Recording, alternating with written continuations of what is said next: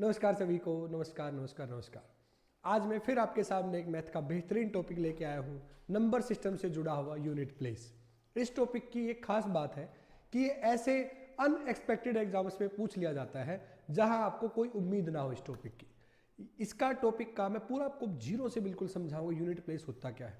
मैं आपको एग्जाम्पल देता हूँ किस एग्जाम में पूछा गया। ये आपका नायब तहसीलदार का एग्जाम होता है एचपीएससी में, वहां पे यहां से क्वेश्चन पूछ लिया गया। तो कोई लिमिटेशन नहीं है। और छोटे एग्जाम्स उसको लेके तो बाकी छोटे ही, वैसे कोई एग्जाम छोटा नहीं होता। एचपीएससी के मुकाबले छोटे एग्जाम्स हैं, सीजीएल हो गया, सीएचएसएल हो गया, तो उन एग्जाम्स में से जैसे स्टेट पुलिस हो गया, कोई आप यूपी पुलिस हो गया, हरियाणा का कोई एग्जाम हो गया, एमपी का कोई एग्जाम हो गया, वहां पे तो पूछा ही पूछा जाता है। बस थोड़ा सा लेवल का डिफरेंस है कि वहां लेवल थोड़ा बढ़ जाएगा, यहाँ लेवल ईजी कैलकुलेशन वो आपको देगा, सिर्फ इतना फर्क है। तो चलिए शुरू करते हैं स्टार्टिंग से। फिर से वही मैं कह रहा हूं आपको, पहली क्लास से लेकर अभी तक सारी क्लास रेगुलर एक पैटर्न में देखनी है, कोई भी क्लास बीच में से स्टार्ट नहीं करनी है। आपको हर चीज समझ में आएगी जो मैं आपको कराऊंगा। तो चलिए शुरू करते हैं यूनिट प्लेस। यूनिट प्लेस क्या होता है? कोई भी संख्या मैं आपके सामने लिखता हूं, एनी नंबर, जो आपका मन करे ऐसा कोई भी आप एक नंबर लिख लो। उस हर एक नंबर में आपका दो तरह की, मैं आपको एक बार एक नंबर लिख देता हूं, फिर मैं आपको चीजें डिटेल से समझाऊंगा। ये हमने एक नंबर लिखा है, ठीक है भाई। किसी भी नंबर में ये डिजिट्स है, ये मैं आपको फर्स्ट क्लास में समझा चुका हूं, डिजिट और नंबर का डिफरेंस। ये आपके डिजिट्स है, अंक है, ठीक है। और ये पूरी एक संख्या है। जैसे राम एक शब्द है, राम एक वर्ड है जिसके अंदर तीन आपके लेटर्स आते हैं, आर ए एम, तीन अल्फाबेट्स है, और वो पूरा एक शब्द है। ऐसे ये पूरी एक संख्या है जिसके अंदर ये इतने सारे आपके जो है वो डिजिट्स है, अंक है। तो हर एक अंक की दो वैल्यू होंगी, हर एक डिजिट की दो वैल्यू होंगी, हर एक अंक के दो मान होंगे। वो दो मान कैसे? फॉर एग्जाम्पल, आप किसी सरकारी दफ्तर में मेरे से मिलने आ रहे हो, मेरे ऑफिस में, मैं जिस ऑफिस में मैं काम करता हूँ, नौकरी करता हूँ, सरकारी नौकरी जिस भी ऑफिस में मैं करता हूँ, उस ऑफिस में आप मेरे से मिलने आए। तो मेरे से मिलने के लिए आप दो चीजों को कह सकते हो कि भाई उससे मिलना है। मेरी दो वैल्यू है, एक जो मेरा नाम है, मेरी पहचान, मेरी शक्ल, मेरे को देखते ही क्या आएगा, ये कौन है? ये रविंदर सहरावत है, ये मेरी शक्ल है, ये मेरी फेस वैल्यू है। दूसरा, उस जगह पे जहां पे मैं काम करता हूं, जिस पोजीशन पर जो मेरी डेजिग्नेशन है, वो मेरा प्लेस है, जगह है। तो आप दो नामों से बुला सकते हो मेरे को वहां जाके, जी मेरे को रविंदर सहरावत से मिलना है या मेरे को इंस्पेक्टर से मिलना है।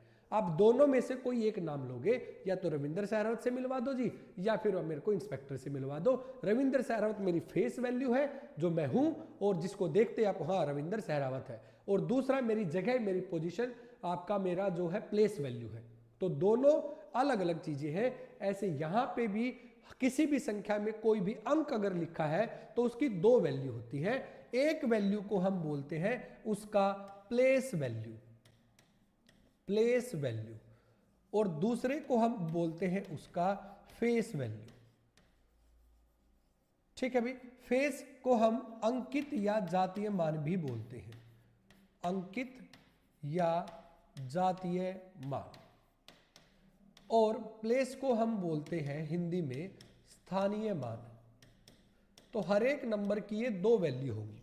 तो आपका जो फेस वैल्यू है, फेस वैल्यू तो जो मेरी शक्ल है, मेरी शक्ल किसकी है? रविंदर सहरावत की है। आप मेरे को ये थोड़ी कह देगा कि ये अक्षय कुमार है, तो उसकी शक्ल अलग है। तो अगर मैं बोलूं ये क्या है, तो आप क्या कोई 6 है, इसकी शक्ल 6 की है। ये क्या है? ये ए है, इसकी शक्ल ए की है। ये क्या है? ये के है, इसकी शक्ल के की है। ये क्या है? ये आर है, इसकी शक्ल आर की है। ये क्या है? ये सॉरी, ये पाई है, इसकी शक्ल पाई की है। तो ये आपका फेस वैल्यू है। तो कोई भी अंक जो है वो खुद उसकी फेस वैल्यू है। 9 की फेस वैल्यू 9, 6 की फेस वैल्यू 6। और प्लेस जो है, अब प्लेस ऑफिस में भाई जैसे एमटीएस है, क्लर्क है, हेड क्लर्क है, आपका असिस्टेंट सब इंस्पेक्टर है, सब इंस्पेक्टर है, इंस्पेक्टर है, फिर आपका ये प्लेसेस है, सुपरिटेंडेंट है, ये आपके प्लेस है। तो ऐसे ही संख्या में भी हर एक के प्लेस होते हैं। वो प्लेस कैसे हम समझेंगे? देखिए, सबसे पहले वाला जो है इसको हम बोलते हैं यूनिट प्लेस या वंस प्लेस, और हिंदी में इसको हम बोलते हैं इकाई का अंक। यूनिट यानी सिंगल और वन यानी वो भी एक। तो आपका यूनिट प्लेस इस लास्ट वाले को बोलते हैं इकाई का अंक, जो हमारा आज की क्लास का टॉपिक है। सेकंड नंबर को हम बोलते हैं उस नंबर का टेंस प्लेस। टेंस यानी दहाई, 10 की जगह पर जो है। थर्ड वाले को हम बोलते हैं 100 यानी सैकड़ा। फोर्थ को हम बोलते हैं 1000 यानी 1000। लास्ट इसके नेक्स्ट को हम बोलेंगे 10,000 यानी 10,000। इससे नेक्स्ट को हम बोलेंगे लाख। इससे नेक्स्ट को हम बोलेंगे 10 लाख यानी 10 लाख। इससे नेक्स्ट को हम बोलेंगे करोड़, यानी हिंदी में भी इसको हम करोड़ ही बोलते हैं। और इससे नेक्स्ट को हम बोलेंगे 10 करोड़ यानी 10 लाख। तो बचपन में स्कूल में आपने ये पढ़ा होगा, इकाई, दहाई, सैकड़ा, हजार, 10,000, लाख, 10 लाख, करोड़, 10 करोड़, इस तरह से। तो ये हमारी संख्याएं हैं, ये हमारे संख्या को पढ़ने का तरीका है। तो इसमें हम इस पूरी संख्या को पीरियड्स में बांट देते हैं। वो पीरियड्स क्या होंगे कि पहले 3 का एक पीरियड होता है कि इकट्ठा पढ़ सकते हैं 896। इसके आगे का पढ़ना है तो अगले दो का अब एक पीरियड चेंज होता जाएगा इस तरह से हर 2 के बाद।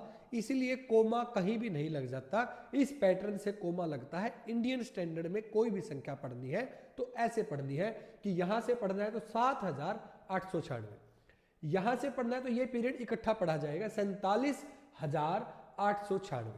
फिर यहां से 1 लाख अगला पीरियड आ गया, 1 लाख ये पीरियड इकट्ठा 47,000, ये इकट्ठा 896। तो ऐसे आपके नंबर्स बनते हैं। मैं फिर से क्लियर कर रहा हूं, ये इंडियन स्टैंडर्ड है, ये भारतीय मानक है किसी संख्या को पढ़ने का। अगर इंटरनेशनल स्टैंडर्ड की बात करें, हर देश अपनी जगह पे अलग अलग तरीके से संख्याओं को पढ़ता मिलेगा। लेकिन जैसे भाषाएं हैं, हम हिंदी भाषी देश में रहते हैं, कोई दूसरे इंग्लिश में, कोई पोर्चुगल में, अलग अलग लैंग्वेज वाली कंट्रीज है, कैनेडियन है, कोई भी। लेकिन हम आपस में कैसे कम्युनिकेट करेंगे, उसके लिए एक कॉमन लैंग्वेज बना दी गई इंग्लिश, कि भाई आप एक देश वाले दूसरे देश से बात करोगे तो दोनों को इंग्लिश आनी चाहिए, आप इंग्लिश में बात कर सकते हो। ऐसे ही संख्याओं को पढ़ने के लिए भी एक इंग्लिश की तरह पे एक इंटरनेशनल स्टैंडर्ड बनाया गया है। आप YouTube पे, इंस्टाग्राम पे, किसी भी सोशल प्लेटफॉर्म पे व्यूज देखते हो, लाइक्स देखते हो, तो वहां पे आपको लाख करोड़ नहीं मिलता, वहां पे आपको मिलियंस लिखा मिलेगा, 1000 लिखा मिलेगा। तो वो इंटरनेशनल स्टैंडर्ड है, क्योंकि दूसरे देशों के भी लोग उसी सेम सोशल मीडिया प्लेटफॉर्म को यूज कर रहे हैं। वो वहां पे इंस्टाग्राम को यूज कर रहे हैं, फेसबुक को यूज कर रहे हैं, यूट्यूब को यूज कर रहे हैं, तो वो सब उसको देखते हैं। तो लाख लिख देंगे, हम अपने चैनल पे मैं लाख लिख दूंगा तो वो दूसरे देश वालों को नहीं समझ में आएगा, इसलिए मैं मिलियंस में लिखूंगा। तो मिलियन क्या होता है, वो हम 3 के बाद फिर 2-2 का पीरियड बनाते हैं, वो हमेशा ही 3-3 का पीरियड बनाते हैं। हर 3 के बाद वो संख्या का नाम बदल देंगे। 3 उसके बाद 1000, 10,000, हमारा यहाँ पे लाख है तो वो इसको 100,000 बोलते हैं, वो इसको 100,000 बोलते हैं। यानी अगर ऐसे कोई संख्या लिखी होती तो हम तो इसको बोलते 1,47,896, लेकिन वो इसको बोलेंगे 147,896। 3 के बाद बदलेंगे। फिर यहाँ पे जहाँ हमारा 10 लाख है, यहाँ उनका 1 मिलियन होता है, 1 मिलियन, 1 मिलियन उनका होगा यहाँ पे। और वो 3 तक लेके जाएंगे, 10 मिलियन, 100 मिलियन, फिर जाके आएगा बिलियन, 10 बिलियन, 100 बिलियन, ट्रिलियन, ऐसे चलता जाएगा। तो ये है संख्याओं को पढ़ने का एक मानक स्टैंडर्ड, जिसको आप इंडियन अगर बात करोगे तो जो मैंने लिखवाया वो है। इसलिए आपका यहां से सवाल आता है यूनिट प्लेस निकालने का, कैलकुलेशन करके आखिरी अंक क्या आएगा बस ये बता दो। ऐसे सवाल आपके एग्जाम में आएंगे। यहां से एक और क्वेश्चन पूछ लिया जाता है मैं आपको एक बार समझाता हूं। मान लो मैंने लिखा है एक नंबर 4, 5, 6, 7, 8, 9। तो ये संख्या कैसे बनती है कि ये इकाई का अंक वंश वाला 1 से गुणा होगा, फिर सेकंड वाला आपका दहाई का अंक 10 से गुणा होगा, फिर आपका सैकड़े वाला अंक 100 से गुणा होगा,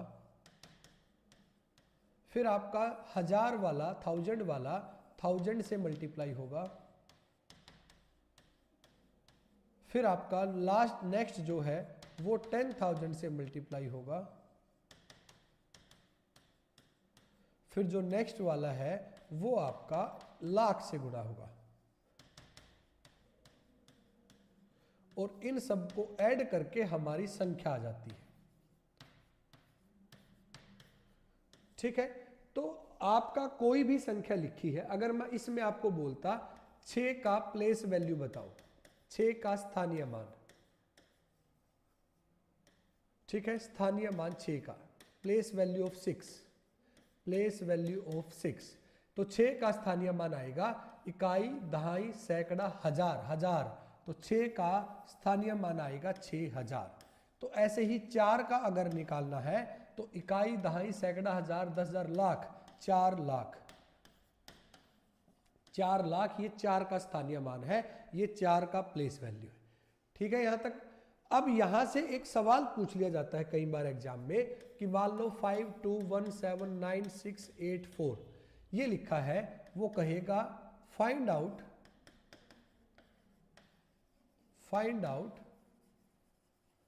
difference between face and place value of 7। कोई भी अंक के बारे में बोल देगा, मैं जैसे मैंने 7 लिया, वो 2, 1, 5 जो भी उस संख्या में अंक है, किसी के बारे में भी ये बात कह सकता है। हिंदी में इसको बोलेगा 7 के स्थानीय मान और अंकित मान का अंतर बताओ, ऐसे सवाल आएगा। तो जो आपका नंबर है 7, इसका प्लेस वैल्यू क्या होगा, इकाई, दहाई, सैकड़ा, हजार, 10,000, यानी 70,000, ये इसका प्लेस वैल्यू है। इकाई, दहाई, सैकड़ा, हजार, 10,000, 70,000, ये इसका प्लेस वैल्यू है। और फेस वैल्यू जो शक्ल है 7 की, और इनका डिफरेंस पूछा गया, अंतर, तो अंतर आएगा 69,993, 69,993, ये डिफरेंस आएगा। ये क्वेश्चन कई बार पूछ लिया जाता है, टीचिंग एग्जाम्स में पूछ लिया जाता है, एस्टेट सीटेट में पूछ लिया जाता है, केवीएस एनवीएस में पूछ लिया जाता है, DSSS में पूछ लिया जाता है। तो ये क्वेश्चन आ जाता है पेपर में, और आए हैं कई बार ये सवाल, तो हम छोड़ेंगे नहीं कुछ भी। ठीक है, तो यहां तक आपके क्वेश्चन पूछ लिए जाते हैं। तो हम वापस अपने टॉपिक पे चलते हैं कि हमें निकालना है यूनिट या वंस प्लेस, यूनिट या वंस प्लेस यानी इकाई का अंक हमें ये निकालना है कैलकुलेट करके। तो कभी भी आपकी कोई भी कैलकुलेशन आए, जैसे 3, 4, 5, 6 मल्टीप्लाई बाय 968, तो जब हम गुणा करते हैं किसी भी संख्याओं की, जोड़ करते हैं, घटा करते हैं, तो आखिरी अंक सबसे पहले आखिरी अंक से रिलेट किया जाता है। अगर आप गुणा करते हो, देखो इसको मल्टीप्लाई कर रहे होते, तो 8 छिके 48, बच गया 4, यहां पे संख्याएं आती जाती, 48 का 8 आ गया, संख्याएं आती जाती, फिर क्रॉस, फिर 2 बार क्रॉस, फिर जोड़ते, जोड़ के क्या आया 8, तो जो भी आंसर आएगा उसका आखिरी अंक 8 आएगा। ये तो हम पहले ही ना पता कर चुके थे, 6 8 48, आखिरी में 8 आएगा। तो कभी भी लास्ट डिजिट हमें पता करनी है, इकाई का अंक निकालना है, आखिरी अंक, तो उसके लिए बाकी नंबर हमारा कोई मायने नहीं रखता, सिर्फ लास्ट वालों को पकड़ लो, उन्हीं से आपका आंसर आ जाएगा। अगर इनको जोड़ना भी होता, ऐड भी करना होता, तो भी हम लास्ट के नीचे लास्ट वाला ही लिखते हैं और यहीं से जोड़ना घटाना शुरू करते हैं। अगर हम जोड़ेंगे तो 6 और 8 14 का 4, एक हासिल, तो आखिरी अंक हमारा आ चुका है 4। अब आगे चाहे कुछ भी लिखा हो, ये चेंज नहीं होगा। तो लास्ट डिजिट माइनस करना होता तो भी हासिल लेते, बोरो लेते, 16 में से 8 गए 8, आपका लास्ट डिजिट आ जाता। तो कभी भी लास्ट डिजिट निकालना है, वो लास्ट डिजिट पर ही डिपेंड करता है। तो बाकी से आपका कोई मतलब नहीं है, कोई वास्ता नहीं है। कभी भी यूनिट प्लेस, वंस प्लेस, इकाई का अंक, आखिरी अंक निकालना हो तो आखिरी अंक पे फोकस करो, बाकी को इग्नोर करो। जैसे 9312 multiply by 569 multiply by 2387 7 multiply by 9624 ये लिखा है। इसको आपको सोल्व करना है तो आपको आखिरी अंकों को पकड़ना है, बाकी हमारे किसी काम के नहीं। आखिरी अंक की आखिरी अंक से गुणा की तो 2 9 जा 18, 2 9 18, इकाई का अंक 8 आया। अब इसकी मल्टीप्लाई नेक्स्ट से करेंगे, 8 इंटू 7 मल्टीप्लाई करके 56 आएगा, 56 आएगा, जिससे आखिरी अंक 6 आ गया। फिर 6 की और 4 की गुणा करेंगे जिससे 24 आएगा और लास्ट डिजिट 4 आएगा। तो ये आपका इकाई का अंक होगा इस पूरे को सोल्व करके। समझ में आया है? एक और कराता हूं। मान लो लिखा होता 1618 गुणा 1523 प्लस 367 गुणा 969, ये लिखा है। आपको ये सोल्व करना है तो प्लस बाद में होगा, पहले मल्टीप्लाई सोल्व होता है बोर्ड मास में। तो इसके लिए आपको पहले 8 की और 3 की मल्टीप्लाई करनी होगी जो कि 24 होगा और इसमें लास्ट डिजिट 4 आ जाएगा।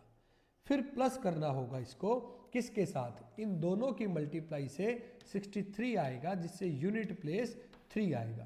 तो दोनों को ऐड करके 7 आया, आपका यूनिट प्लेस 7 होगा। तो ऐसे हम किसी भी कैलकुलेशन से लास्ट डिजिट जो है आखिरी अंक वो निकाल सकते हैं। अब आपको इससे मतलब नहीं है कि भाई वो क्वेश्चन में क्या लिखा है, किस फॉर्म में लिखा है, आपको आखिरी अंक पकड़ना है बस, और कुछ नहीं करना है।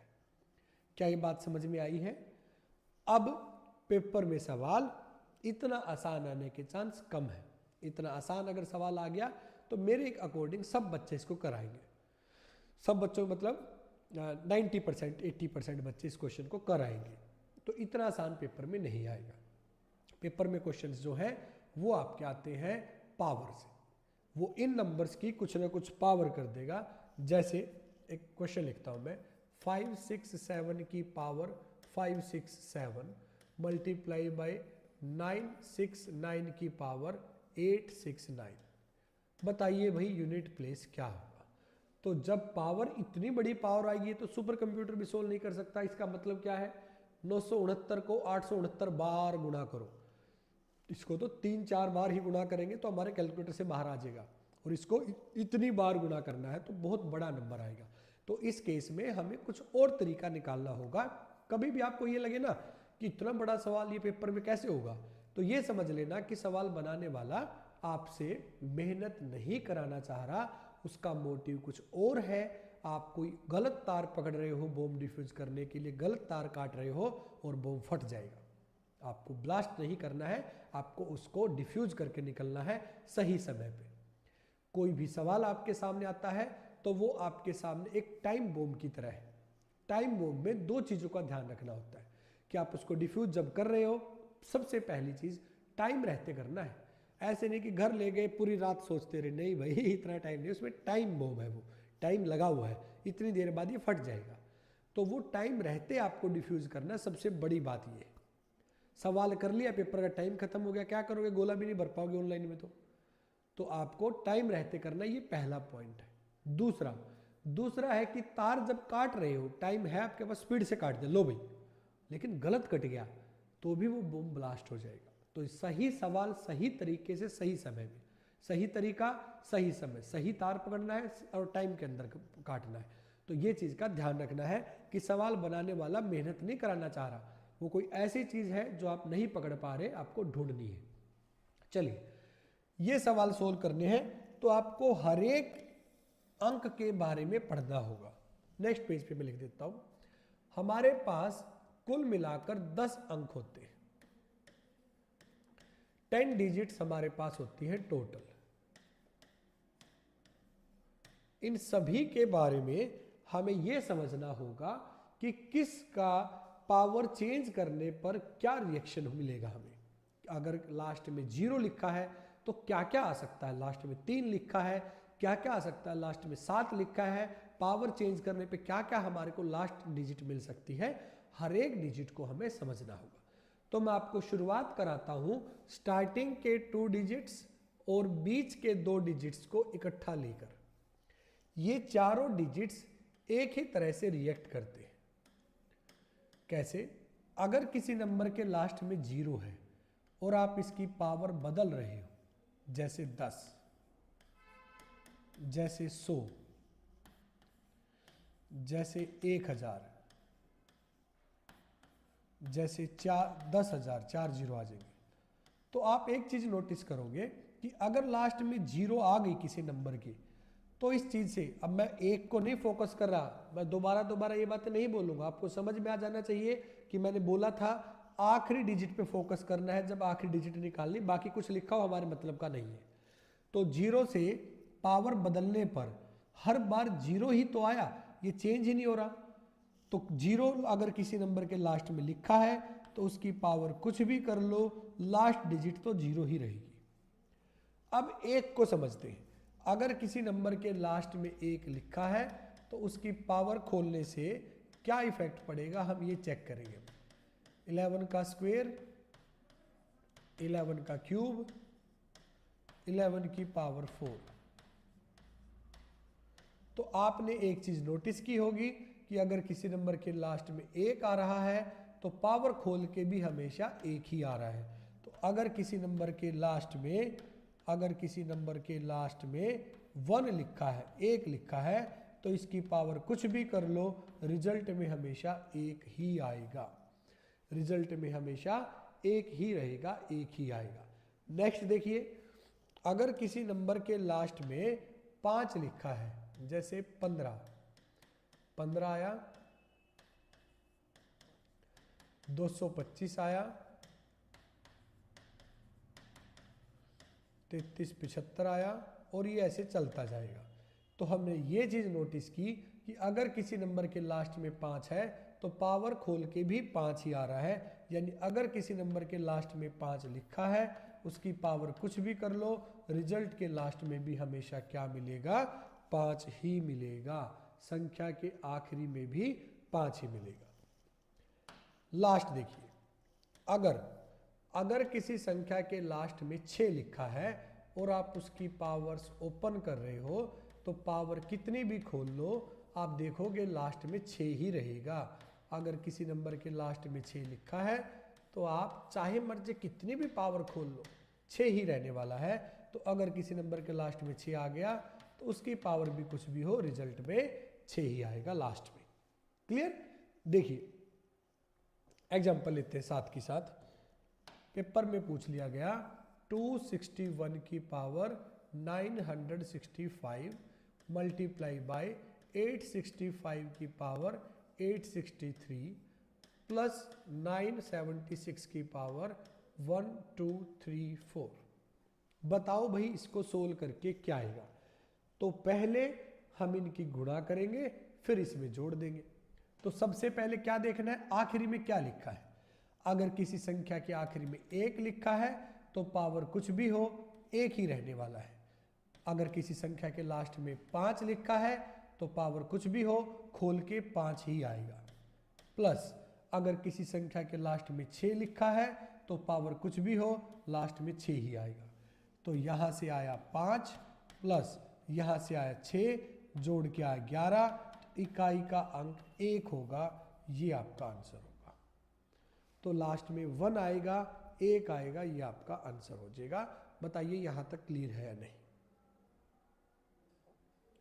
बताइए क्या ये बात समझ में आई? कैसे एग्जाम में क्वेश्चन आएगा, कैसे वो चीजें इस्तेमाल करनी है।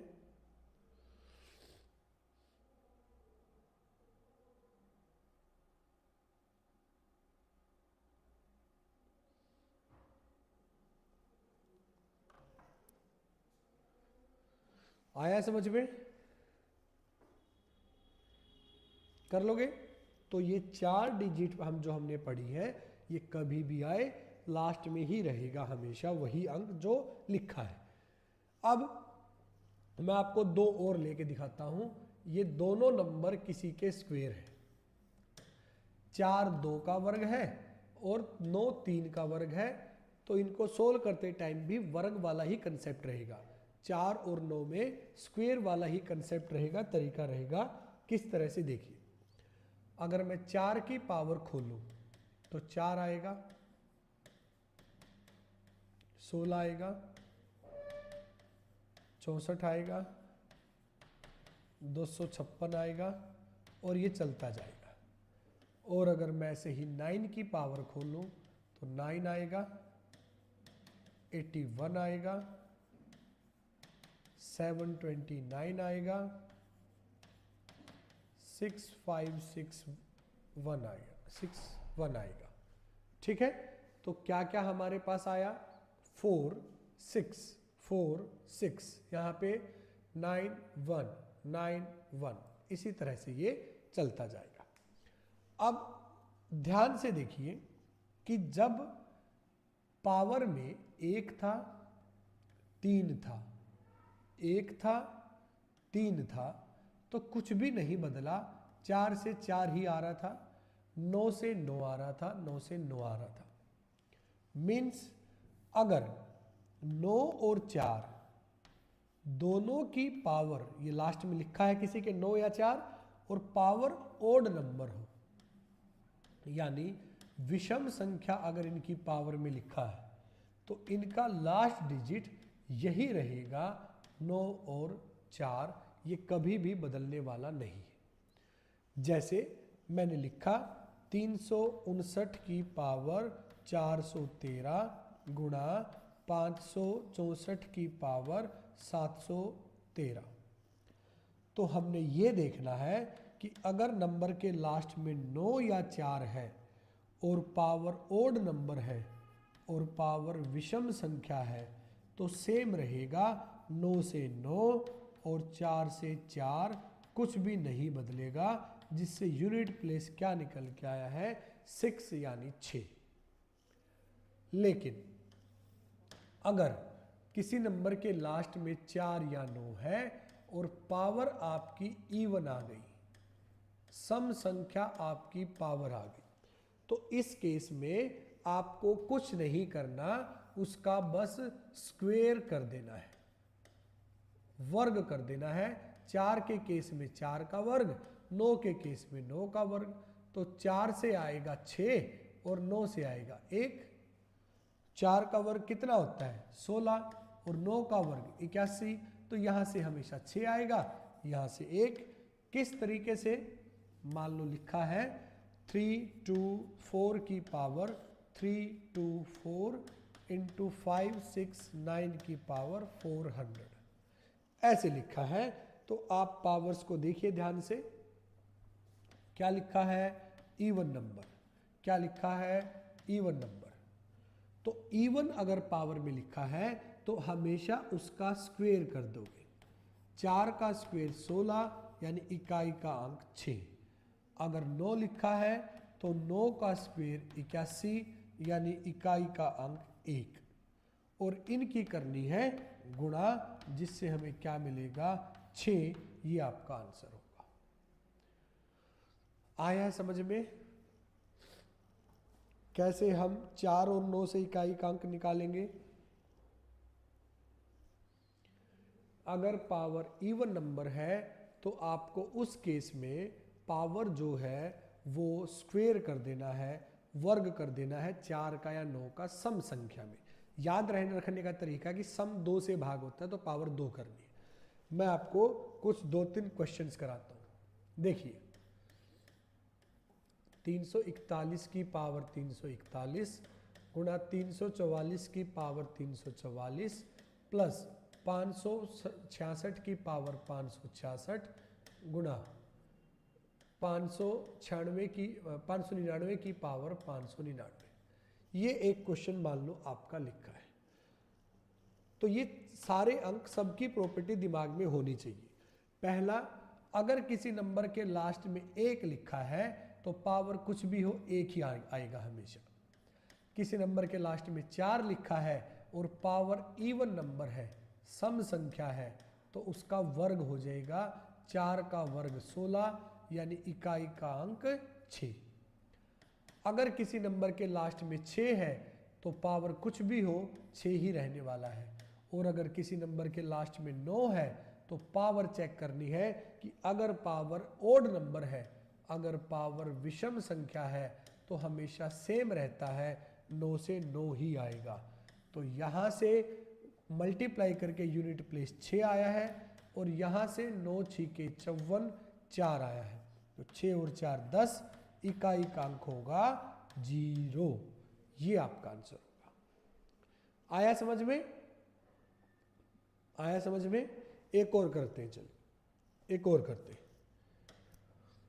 सवाल आएगा 360 की पावर 360 गुणा 564 की पावर 345 गुणा, जमा लिख लो, जमा 195 की पावर 195 गुणा 519 की पावर 618। ये क्वेश्चन लिखा है, मान लो अब की बार।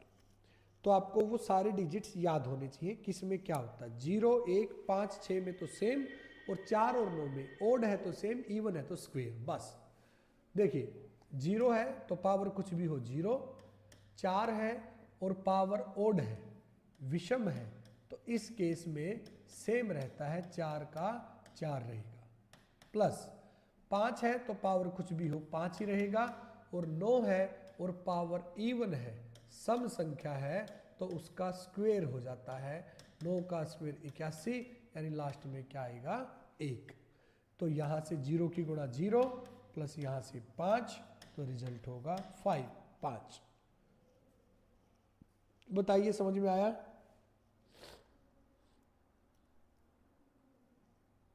बताइए भाई, आया समझ में?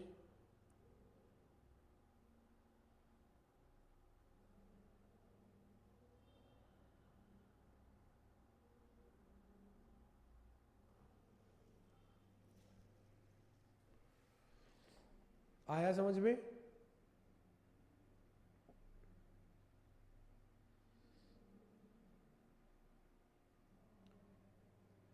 कर लोगे सभी?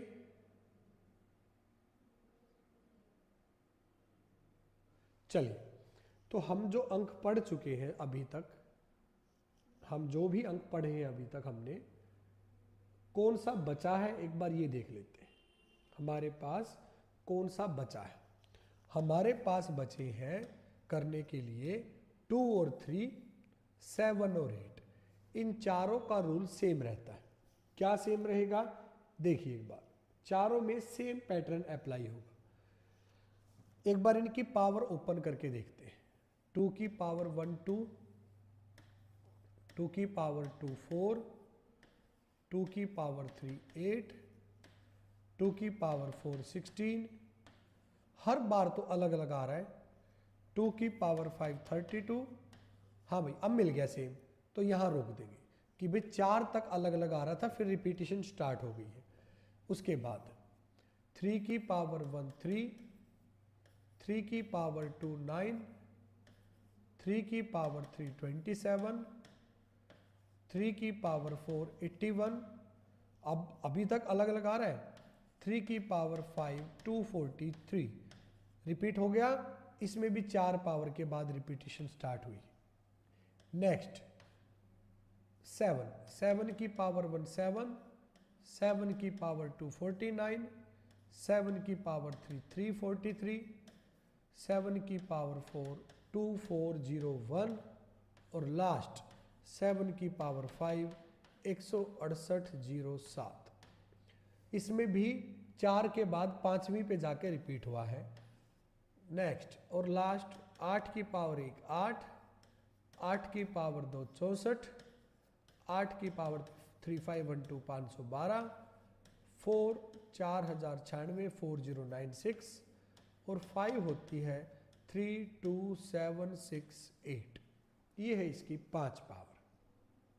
तो इन चारों में आपने एक चीज नोटिस की होगी कि 4 पावर तक तो इकाई का अंक अलग अलग आ रहा था, उसके बाद फिर रिपीटिशन स्टार्ट हो जाएगी। जैसे पहले 4 में आया था वैसे ही अगले 4 में, अगले 4 में, ऐसे चलेगा।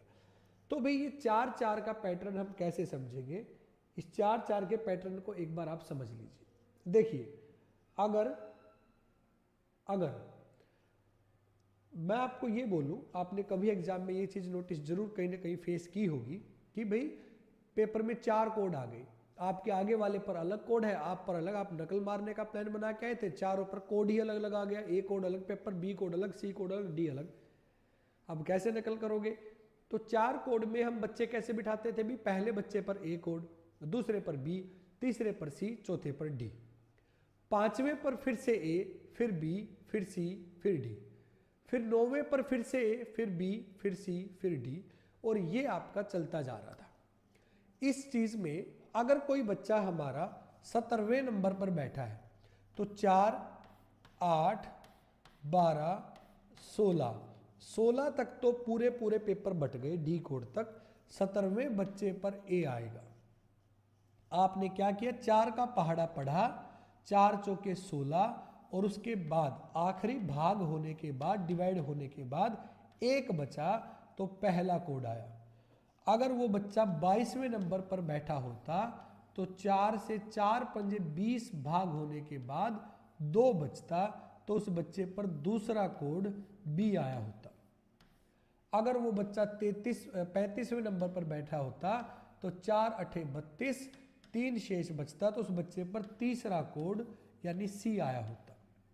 और अगर वो बच्चा 44th प्लेस पर बैठा है तो 4 ढाई 40, 4 बचेगा, या ऐसे कह लो, या फिर 4 से 11 पे ये पूरा पूरा भाग हो रहा है। तो जब भी पूरा पूरा भाग होगा, पहले बच्चे पर ए कोड, दूसरे पर बी, तीसरे पर सी, और चौथा जो पूरा पूरा डिवाइड हो रहा है उस पर डी कोड आएगा हमेशा।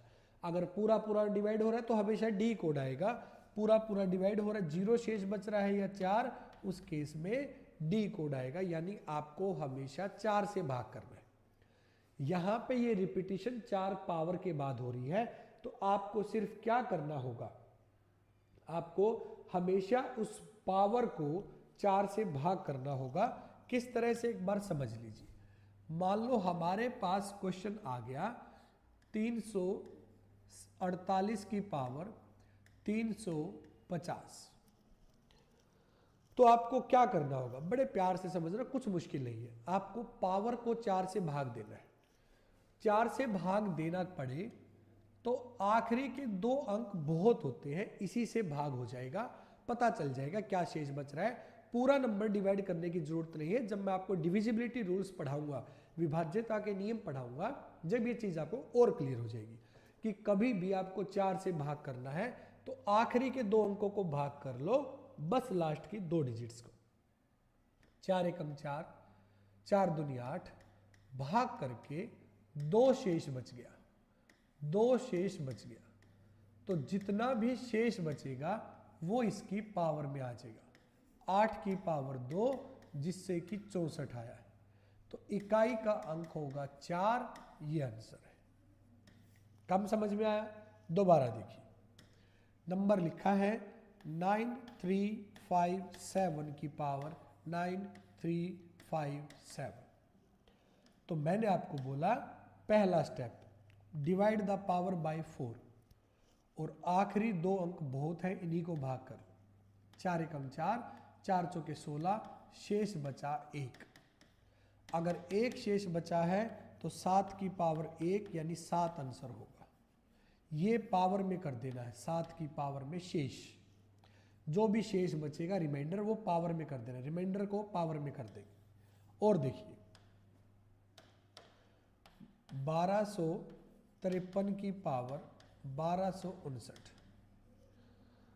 तो लास्ट में 3 आया है। ये रूल कहाँ कहाँ लगा रहे हो आप? 2, 3, 7, 8 में। तो लास्ट में 3 आया है तो पावर को 4 से भाग करना होगा। 4 एकम 4, 4 चौके 16, शेष जो है वो 3 बचा, रिमाइंडर 3 बचा।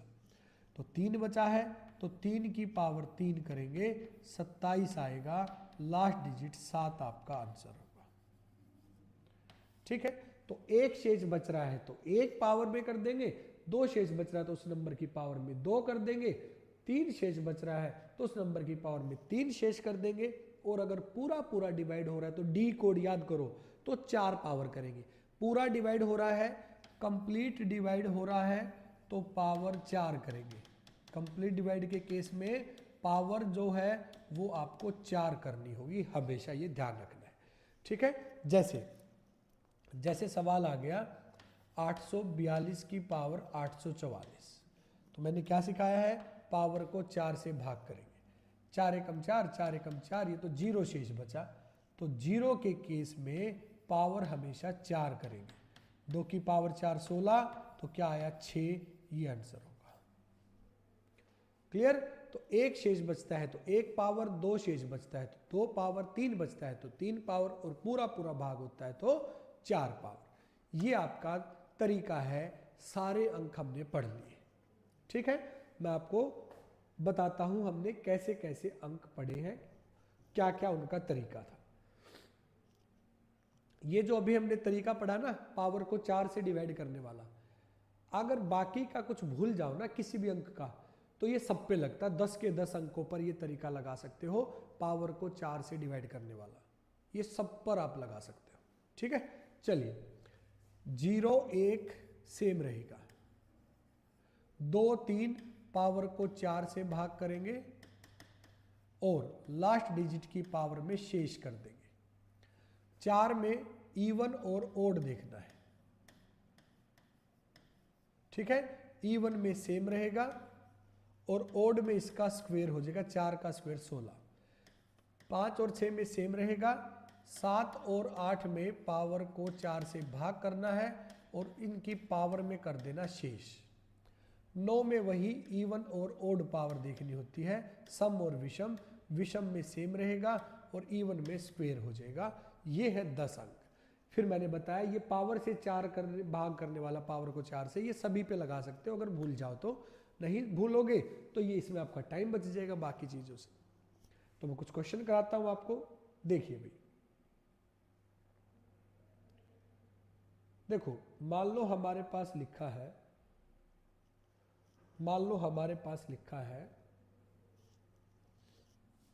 342 की पावर 342, 343 की पावर 343 प्लस 348 की पावर 313 इंटू 969 की पावर 832। ये सवाल आ गया अभी पेपर में। तो आपको सारे डिजिट्स दिमाग में होने चाहिए किसमें क्या करना था। 2 के केस में पावर को 4 से भाग, जिससे 2 बचेगा, तो 2 की पावर 2 यानी 4 गुणा। 3 के केस में पावर को 4 से भाग, 4 दही 40, 3 बचेगा, तो 3 की पावर 3 27 यानी 7 प्लस 8 के केस में पावर को 4 से भाग, 4 ते 12, 1 बचेगा, 8 की पावर 1 यानी 8।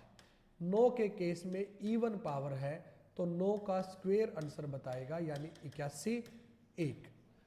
4 सते 28 8 और 8 एकम 8 16, तो इकाई का अंक होगा 6।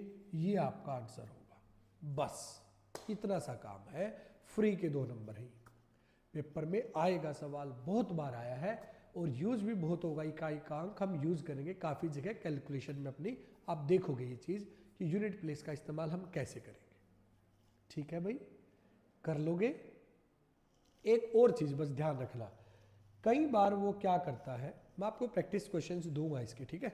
कई बार वो क्या करता है, फैक्टोरियल लेके आ जाता है जानबूझ के आपको परेशान करने के लिए। फैक्टोरियल को हम ऐसे भी लिख सकते हैं और ऐसे भी लिख सकते हैं, एक ही बात है। फैक्टोरियल का मतलब होता है आसान भाषा में उस नंबर की गुणा उससे पहले जो जो जा चुका, जो जो संख्याएं गिनती वाली उससे पहले जा चुकी गिनती वाली संख्याएं, नेचुरल नंबर्स, उन सब से। इससे पहले जो जो जा चुका इसकी मल्टीप्लाई उन सब से कर दो। और ऐसा कहाँ तक, गिनती जहां से शुरू होती 1 तक। जैसे 7 फैक्टोरियल का मतलब होगा 7 की गुणा 7 से पहले जो जो जा चुका।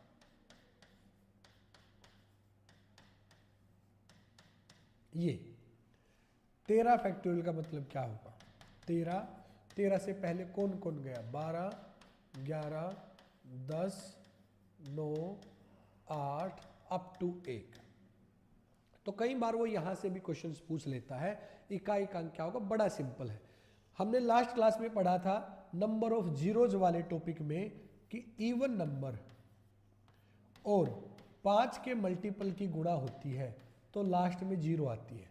सम संख्या और 5 का गुणज कभी भी गुणा होगे 341 342 और अप टू 349, तो 2 आ गया। ऐसे ही 345 भी आएगा, 5 का मल्टीपल, सम संख्या इकाई का अंक 0 होगा, चाहे बीच में कुछ भी लिखा हो, गुणा में एक बार लास्ट में 0 आ गया तो वो लास्ट में ही रहेगा। तो अगर मेरे पास लिखा है 1 फैक्टोरियल तो इसका मतलब होगा 1, 2 फैक्टोरियल इसका मतलब होगा 2 गुणा 1 यानी 2, 3 फैक्टोरियल यानी 3 गुणा 2 गुणा 1 यानी 6, 4 फैक्टोरियल बराबर है 4 3 12 दूनी 24 एकम 24, 5 फैक्टोरियल 5 4 3 2 1 120, 6 फैक्टोरियल 6 5 4 3 2 1 720 और 7 फैक्टोरियल 7 6 5 4 3 2 1 यानी 5040।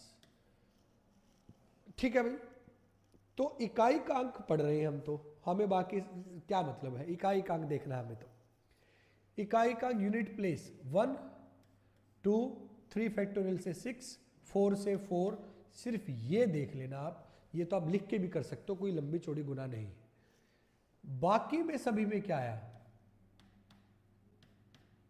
तो इसका मतलब अगर कभी भी 5 का और सम संख्या का गुणा करोगे, मल्टीप्लाई करोगे, तो यूनिट प्लेस 0, 5 सम संख्या यूनिट प्लेस 0, 5 सम संख्या यूनिट प्लेस 0, तो इसके बाद तो हर संख्या में 5 और सम संख्या आएंगी, 5 और 5 के आगे सभी में आपका 5 भी गुणा होगा और सम संख्या भी, इसलिए यूनिट प्लेस 0। तो 4 फैक्टोरियल के बाद चाहे आपसे कोई कुछ भी पूछ ले, फैक्टोरियल सोल्व करके यूनिट प्लेस हमेशा क्या रहेगा, 0 रहेगा, सिर्फ 5 और 5 के बाद। ध्यान किसका रखना, 1 का 1, 2 का 2, 3 का 6, 4 का 4, 3 का तो सेम ही आ रहा है, 1 का 1 आ रहा है, 2 का 2, 4 का 4, सिर्फ इसका लगा रहा 6। ठीक है, तो मैं आपको कुछ क्वेश्चंस भी दूंगा प्रैक्टिस के, आपको अपने पास से भी जो हम भी बुक वगैरह जो भी आपके पास उससे ट्राई करना है। कोई डाउट आए तो मेरे को बताना है। घर पे पढ़ते रहिए, खुश रहिए, स्वस्थ रहिए। Thank you.